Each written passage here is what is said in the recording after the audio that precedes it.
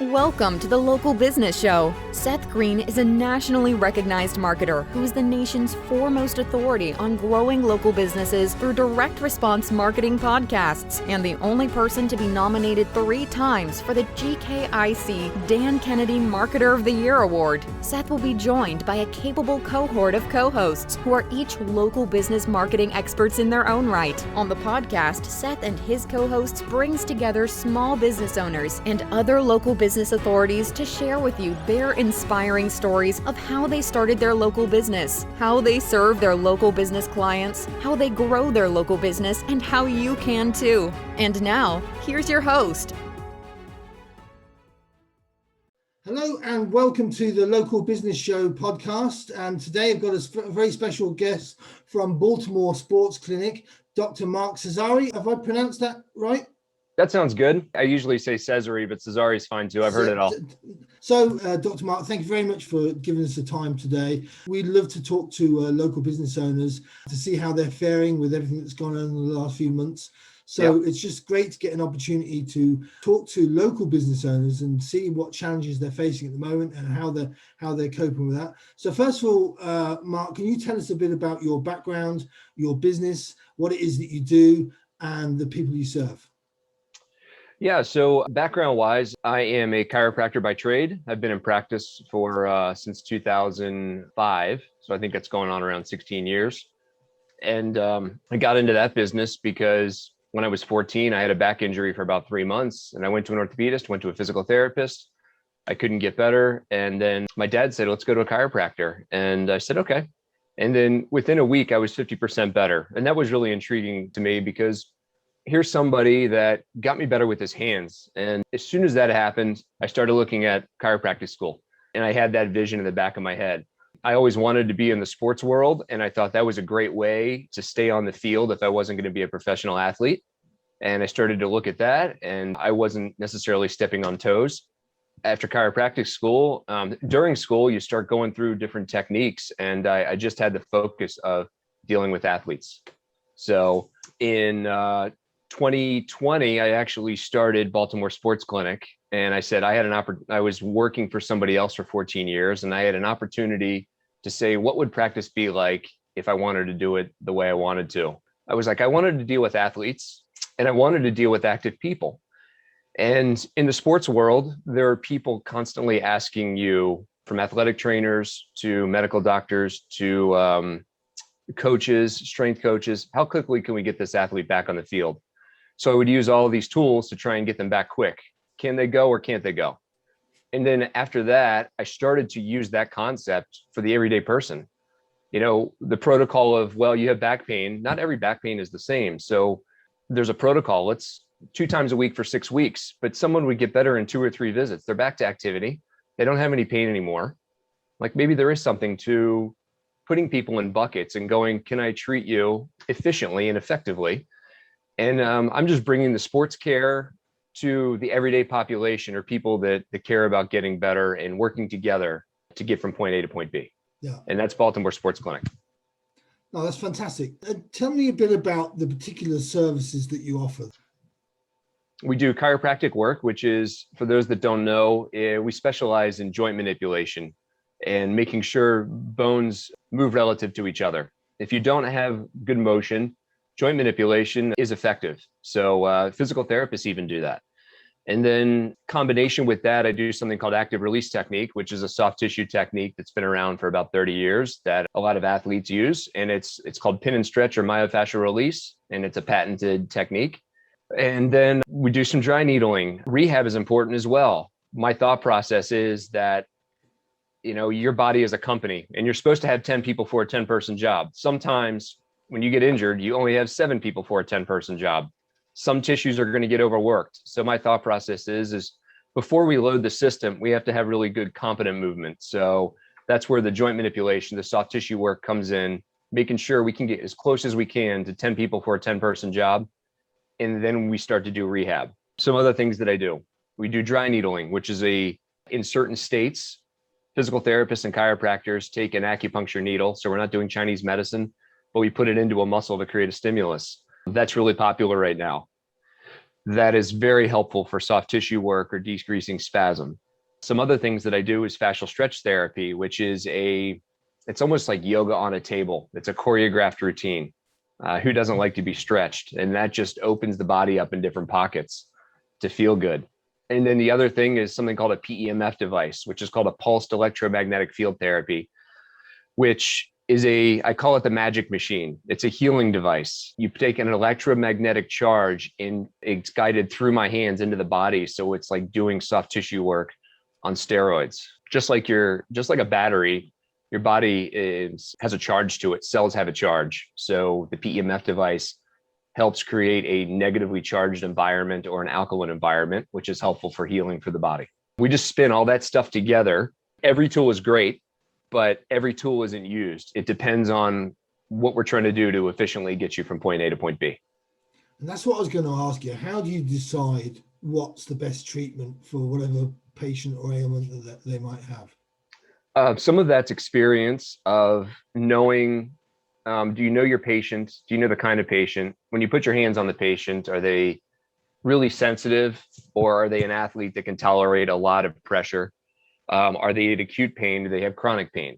And you try and, I guess, evidence-based medicine is what the current trend is in science. Some of the manual care stuff has some patchy research, but you use that stuff and really your outcomes are, does the patient move better? And can you get them out of pain? And so we might try a couple different things where it's not like surgery where we only have one opportunity. It's conservative care. So I might do some manual work and see if they had trouble bending over to touch their toes. I can do a couple treatments, or I can do a couple passes on soft tissue with a certain modality, and we see if it changes. If it does, then that's the right technique. So some of it's experience with what I've had done. Some of it, do I know my patient? And then you find just a pattern of what works well. Yeah. Typically, I would ask, what kind of problems that you solve for your customer, for your clients. What's the main problem you solve? In this instance, it sounds completely obvious, right? But I have a brother who put his back out when he was 15, moving hay bales, in the fields. Yep. And he suffered with back pain his whole life, right? So, and he actually gets really frustrated when people ask him about, have you tried this or have you tried that, whatever, because he's just like, I've tried everything. But I know how big a deal it is and the kind of pain. It's actually a life-changing impact that it can have, and actually fixing something. I'd like to know a little bit more about that and about maybe some examples of cases you've come across. So I preach to patients that when they come in, I go, look, if you're banged up, if you're broken, you're banged up, or for performance enhancement, we wear different hats. And I've got people that come in from 12 to 13 years old to 90. And it's really getting the person back to what they want to do, and everybody's different. You won't come in often to the office until you can't do what you want to do. And it's disabling. So that might be for you of just going for a walk and you just want to walk again. So we have to get you to your activities of daily living, of being able to bend over in the sink, to bending over to do the laundry, taking care of the dog, to lifting things, maybe just going for a walk. Some other people they want to go, I have a competitive figure skater right now who can do everything she wants to do, but when she competes in a certain position, her back bothers her. So that's when it limits and hinders her performance. So treat all walks of life. Mentors and teachers used to say 90% of it is in the history. And once you're a seasoned practitioner, you realize that it is. I always ask people, what are your goals? What do we want to get back to? If you didn't have this pain tomorrow, what would you be doing differently? And then what are your recreational activities, hobbies, exercise? Do you want to canoe again? So do you want to ride bikes? Do you want to run? Do you just want to walk? So it's really going, like, let's take your brother. I can't get out of bed. Well, we have to make sure to get everything we can and get you from point A to point B. But if your brother goes, I can do everything, but I can't sit, then maybe I'm just focusing on sitting because the person can do everything they want to do. Yeah. But then if your brother likes to throw bales of hay because he needs to, and he sees a pattern that when he fatigues out, then we run into an issue. Well, that might not be doing magic in the clinic. The clinic just gives you an opportunity, but we might not need to strengthen him. and make sure he has competent movement and to build capacity on top of it. So that your brother goes, it doesn't help. Well, maybe it's the wrong implement. And it might take 4 to 6 weeks to build some capacity so that your brother feels better. But a lot of people don't want to do the legwork. So they say chiropractic or physical therapy doesn't work. And it's like, well, that's just one stage if we're trying to get to your goals, depending on what you have going on. How people can often put up with the pain and just, without getting it deal, putting it off and stuff. Yeah. Can you tell me about the area that you serve, right? The Baltimore Sports Clinic, based out of Baltimore, Maryland. Yep. Mm-hmm. What area do you cover specifically? Probably about, I would say, a 40-minute radius around me. So I'm not too far from Pennsylvania. The Pennsylvania border is about 25, 30 minutes away. There's a town called Frederick to the west of me, which is about an hour. I have some patients come from DC, Washington, DC, as they're about an hour away, even as far southeast as Annapolis. So in my previous place that I worked, it wasn't too high volume, but you would see people for about 15 minutes. And I found that wasn't too long. It was just some extra things that I needed to show people or educate them.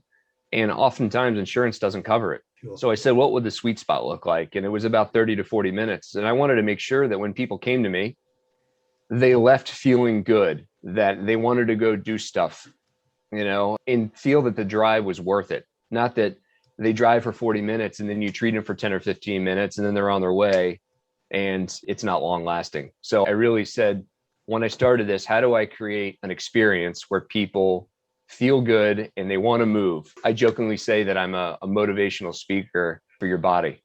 When I get done with you, you're going to want to go do stuff.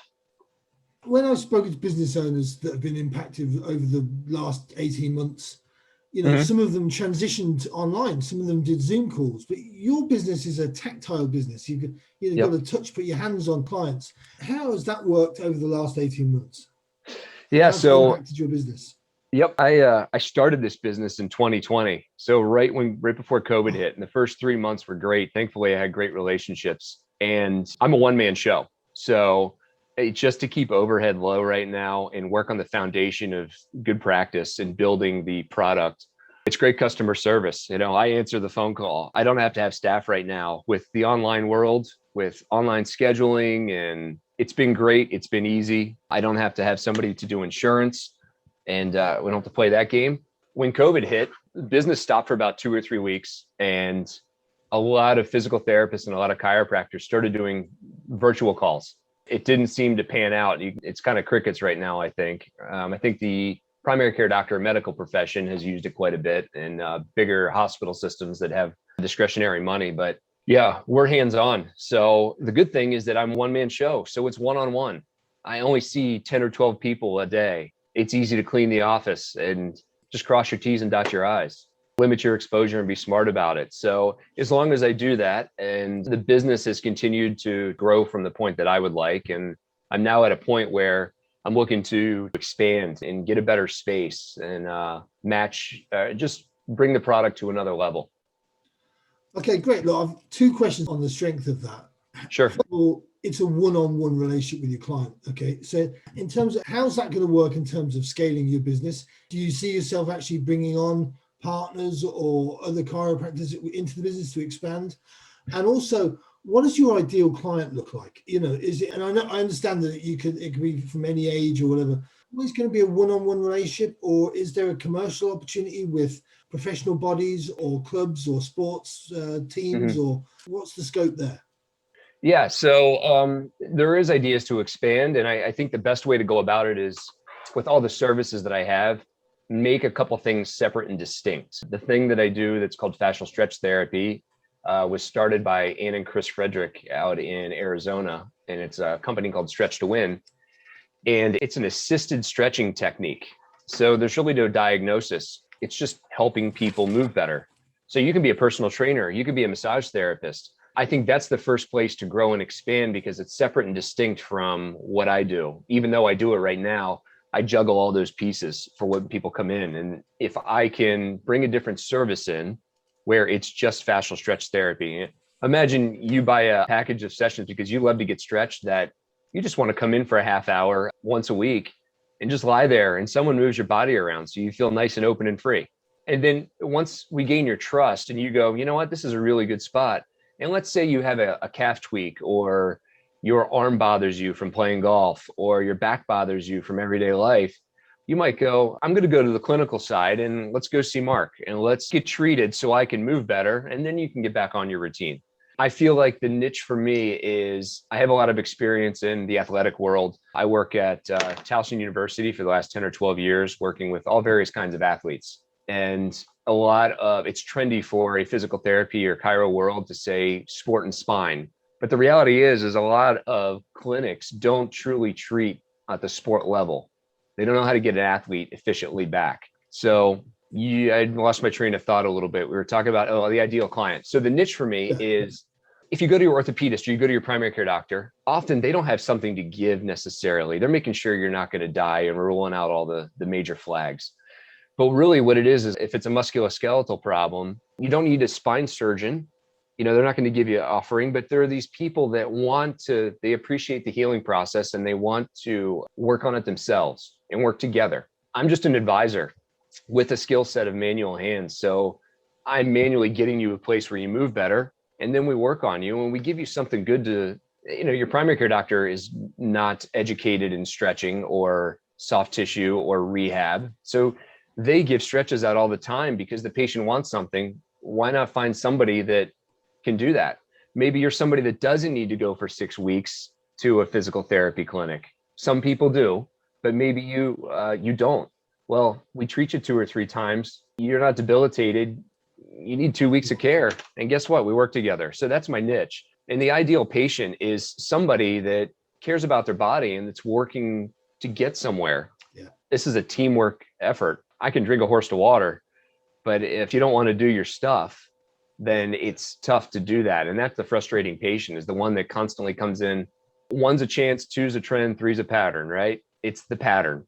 If someone comes in with the same problem every 2 or 3 weeks, I'm not getting to the bottom of it, or my patient isn't doing their side. And remember, rehab or exercises or stretches it's a therapy. If you don't do that therapy, then we can't decipher if it works or it doesn't work. And if it doesn't work, if you're not doing it, I can't tell you to change that program or protocol. So that's why working together is so important. So if you do your stretches and you come back and you go, I am better. Okay, what else do we need to do? Or you might say, that stretch is not working. Okay, let's find something else.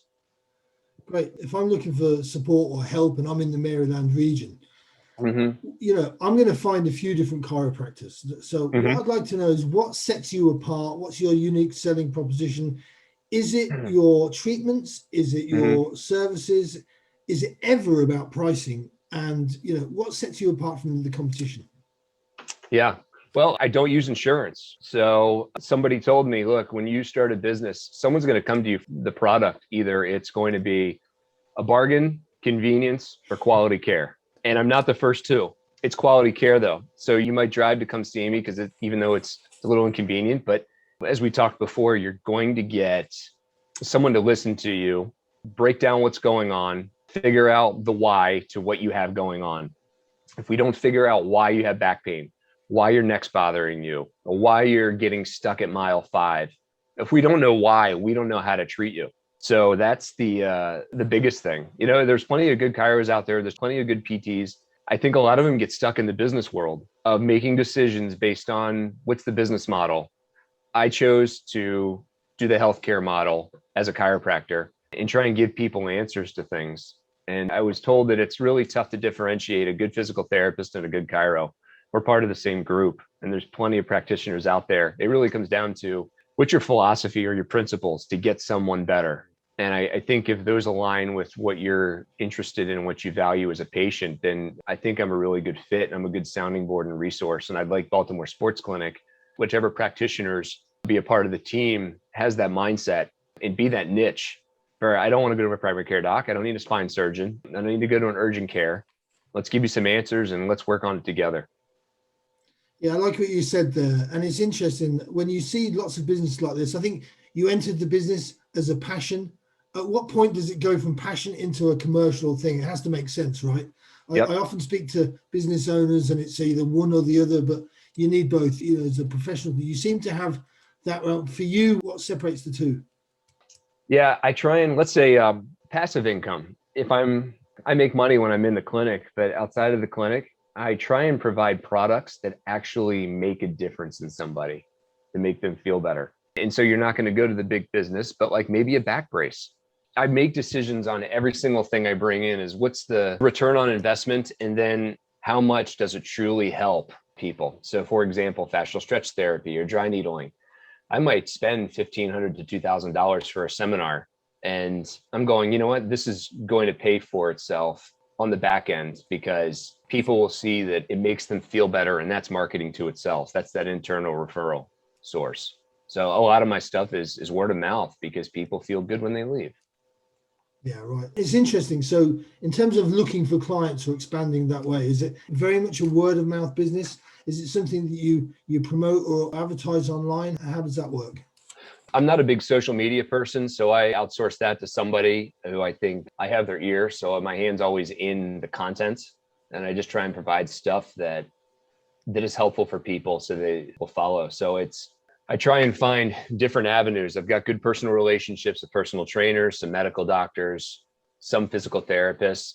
I also have word of mouth through patients, and then working on the social media component.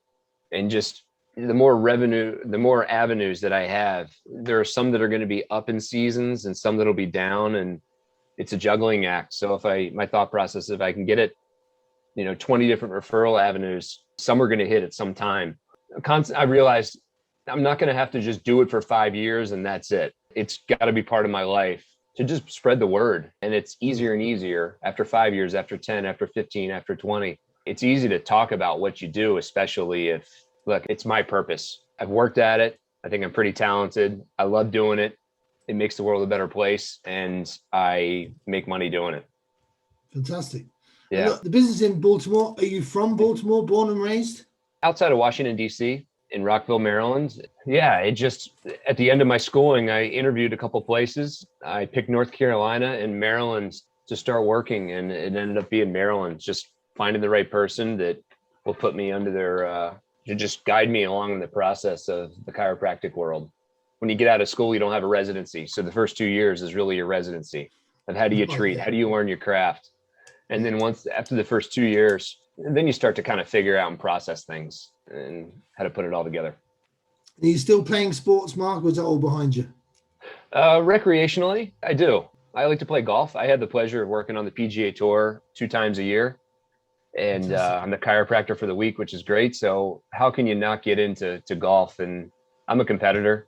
I have to pick and choose my sports wisely. My wife rides horses, and I would love to be on a horse and do some stuff with her. But if a horse spooks and I fall and I do something to my elbow or my wrist, now my lifestyle and how I work is really compromised. So golf is pretty safe unless you get a random stray ball.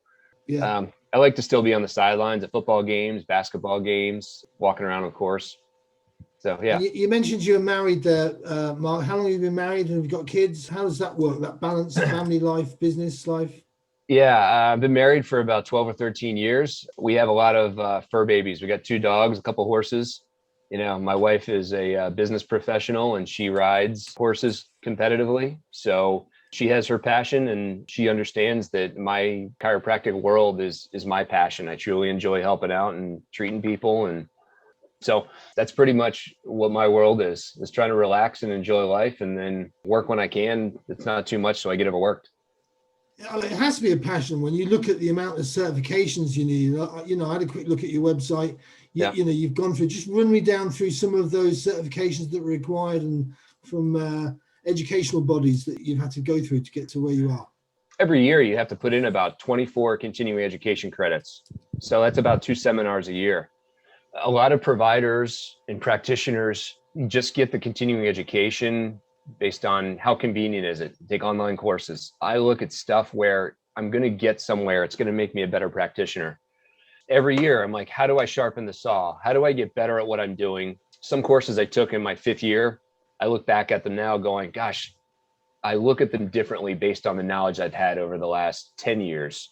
I would look at it differently. So I take those courses, and you're probably going to, if you want to be a seasoned practitioner after 10 or 15 years, I constantly want to learn. And I feel like the more I know, the more I realize I don't know. And I try and find courses that challenge me. And I'm looking for new mentors. I'm looking for people that look at things differently. So, but from dry needling to fascial stretch therapy, active release technique, functional range conditioning. One of the things that I felt I had a deficiency in right out of school was physical therapy and rehab. So I got what's called a diplomate in spinal rehab in the chiropractic world, just to strengthen that weakness that I had, because I found there was such a void in working with people. But what do you do after that? So that was my big emphasis for my first 5 to 7 years, is working on the craft of rehab and PT, so people could get a combination of everything at the clinic. Look, I'm a marketer, so I love to hear that. I'm big on retention of clients. So it's so much easier so if you have a way of providing aftercare, it's so important. If you could provide, there's lots of people looking for these kind of services. If there's one thing or one piece of advice that you could give to the listeners about how to choose the right sports therapy or therapist or chiropractor, what's the advice you would give? I would say look for a good chiropractor or physical therapist. Do they have a good website? The kind of words that they use and the detail that they use for that. Look at Google reviews. Word of mouth. If you are in an area where you have 3 different people recommend the same person, I think that's a good place to start. Yeah. And look around in that area for some of those people. Also, anybody who listens to this podcast, feel free to reach out to me directly, and I'll try and find some people local in your area that's a starting point. Well, Dr. Marc Cesari, thank you very much. Baltimore Sports Clinic. How do they get in touch with you? What's your full contact details? The best thing is go to the website, and that's baltimoresportsclinic.com. All that contact information is there. Just reach out via email, and I'll be able to get in touch with you. Yeah, that's at baltimoresportsclinic.com. Train hard, heal fast, conquer more. Thank you very much for your time today. Really, really appreciate your time and getting to know a little bit more about this fascinating business. We look forward to wish you every success in the future. Thank you very much.